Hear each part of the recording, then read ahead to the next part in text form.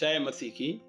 दैनिक Bible मनन में मैं आप सभी श्रोताओं का हार्दिक स्वागत करता हूं। आज के मनन के लिए हम पढ़ेंगे भजन संहिता 121 अध्याय और उसका चौथा वचन और पांचवा वचन, जहां पर इस प्रकार से लिखा हुआ है, सुन इस्राएल का रक्षक, ना ऊँघेगा और ना सोएगा। यहोवा तेरा रक्षक है, यहोवा तेरी दाहिनी ओर तेरी आड़ है। हाँ मेरे प्रियो, हमारा परमेश्वर जो सेनाओं का यहोवा है, वो न तो कभी ऊँघता है और न तो कभी सोता है। और इसलिए हम किसी भी समय उसको पुकार सकते हैं, उससे प्रार्थना कर सकते हैं। और इसीलिए क्योंकि वो नहीं सोता है, हम परमेश्वर के पास कभी भी जा सकते हैं, क्योंकि वो हमारा रक्षक है और वो हमारी सहायता करने वाला परमेश्वर है, जो हमारे लिए कार्य करने को हमेशा तैयार रहता है। नोबेल पुरस्कार विजेता गाब्रिएल गार्सिया मार्कुस नामक एक लेखक था। उन्होंने किताब लिखा जिसका शीर्षक था अकेलेपन के 100 साल। उन्होंने ना सो पाने से उत्पन्न स्थिति का विवरण किया है। मालकुंडा नामक एक काल्पनिक गांव में यह होता है कि लोग गांव बसा रहे हैं। एक रात किसी को भी नींद नहीं आई, किसी को भी इसका कारण समझ में नहीं आया।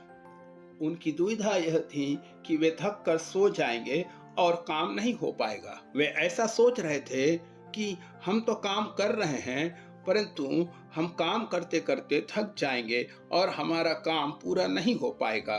परंतु ऐसा कहा जाता है कि आश्चर्यजनक रूप से किसी को भी नींद नहीं आई और सबने बड़े उत्साह के साथ, खुशी के साथ काम किया। उस रात को भी वे नहीं सोए।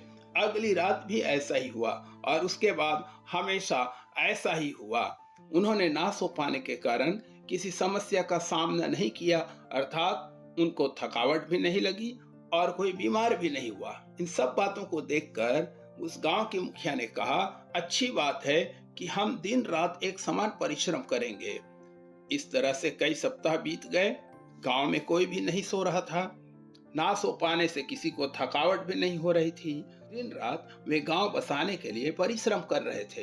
एक दिन गांव की उर्सुला नामक स्त्री ने अपनी बेटी से कहा, बेटी तुम रसोई में जाकर वह उठाकर ले आओ।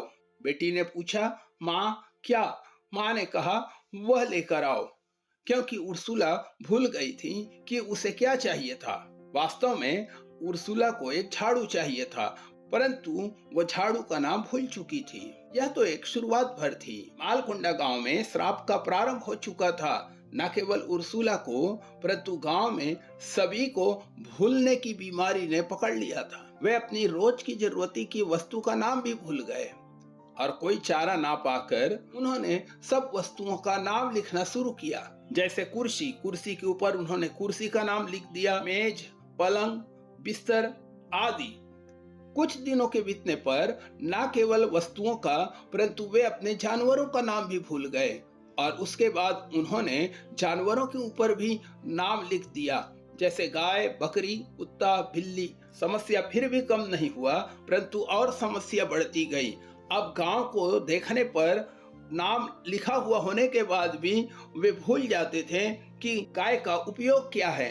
अब उन्होंने जानवरों के ऊपर और अधिक लिखना शुरू किया। उदाहरण के लिए, यह गाय है, गाय से दूध मिलता है और दूध से चाय बना सकते हैं और चाय पीने से ताजगी आती है। मेरे प्रिय भाई और बहनों, उस लेखक के अनुसार यह सब क्यों हुआ? यह सब इसलिए हुआ ना सोने के कारण। अर्थात अगर इंसान ना सोए तो उसे उसका मूल्य चुकाना ही पड़ेगा। परंतु इस्राएल का रक्षक के ना सोने से इस प्रकार से कोई समस्या नहीं है, क्योंकि वो परमेश्वर है। यही नहीं कि वह नहीं सोता, परंतु बाइबल कहती है कि वह ऊँघता भी नहीं है।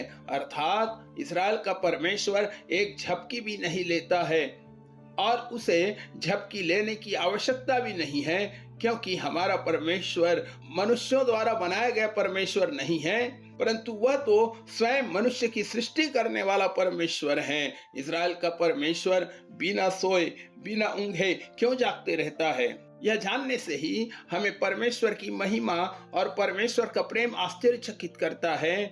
हमें संभालने के लिए और हमारी देखभाल करने के लिए ही हमारा परमेश्वर कभी नहीं ऊँघता है, कभी नहीं सोता है। वह हमारा पालनहार है। हमें संभालने वाला, हम उसे देखभाल करने वाला और संभालने वाला कह सकते हैं। एक मनुष्य में हम ऐसा गुण नहीं पा सकते हैं जिसमें जो बिना पलक झपकाए देखभाल कर सके, परंतु हमारा परमेश्वर कितनी सावधानी के साथ, कितनी सतर्कता के साथ हमारी देखभाल करता है। सामने से विरोध करने वाले शत्रु ही नहीं, परंतु हमारे ऊपर छुपकर वार करने वाले को भी वो पहचानता है, उसकी आंखें उन्हें जांचती है। और इसलिए यहाँ पर अगर 121 के 7 को पढ़ेंगे तो वहां लिखा है कि यहोवा सारी विपत्ति से तेरी रक्षा करता रहेगा। सारी विपत्ति शब्द में सभी प्रकार की हानियां शामिल है। किसी भी प्रकार की हानि से परमेश्वर हमारी रक्षा करेगा। परमेश्वर हमें ना केवल शत्रुओं के आक्रमण से बचाएगा, परंतु परमेश्वर हमें कई प्रकार की प्राकृतिक आपदाओं से या प्रकृति के गलत प्रभाव से परमेश्वर हमको बचाएगा। और इसलिए 121 भजन के 6 में लिखा है, न तो दिन को धूप से और न रात को चांदनी से तेरी कुछ हानि होगी। मेरे प्रिय भाई और बहनों, पवित्र बाइबल में कहीं पर भी यह नहीं बताया गया है 40 वर्ष की यात्रा के दौरान इजरायलियों को कभी भी सूर्य की गर्मी से नुकसान हुआ। हाँ, यह जरूर है कि परमेश्वर की परीक्षा करने के कारण परमेश्वर का दंड उन पर आया, परंतु ऐसा कहीं पर भी नहीं लिखा हुआ है कि जंगल में जो सफर कर रहे थे, यात्रा कर रहे थे, तो दिन को उनको यात्रा करना पड़ता था, दिन को चलना पड़ता था, परंतु एक भी व्यक्ति धूप से नहीं मरा। क्यों? क्योंकि परमेश्वर का वचन कहता है कि न तो दिन को धूप से और न रात को चांदनी से तेरी कुछ हानि होगी।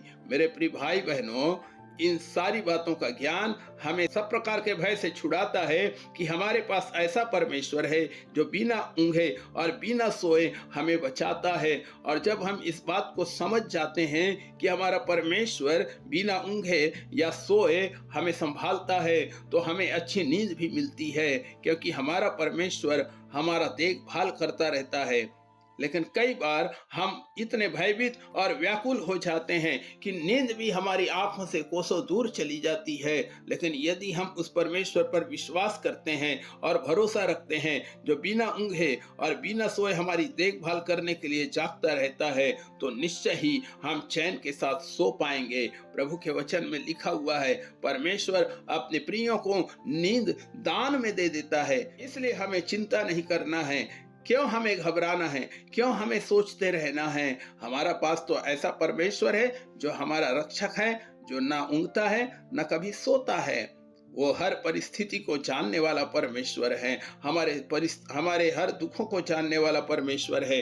शैतान हमारे ऊपर किस प्रकार का आक्रमण करने वाला है उसे भी वह जानता है।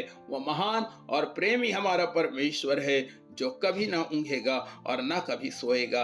आइए हम ऐसे परमेश्वर पर भरोसा करें, अपने बोझ और अपनी सारी चिंताओं को उस पर डाल दें। प्रभु आप सबको आशीष दे।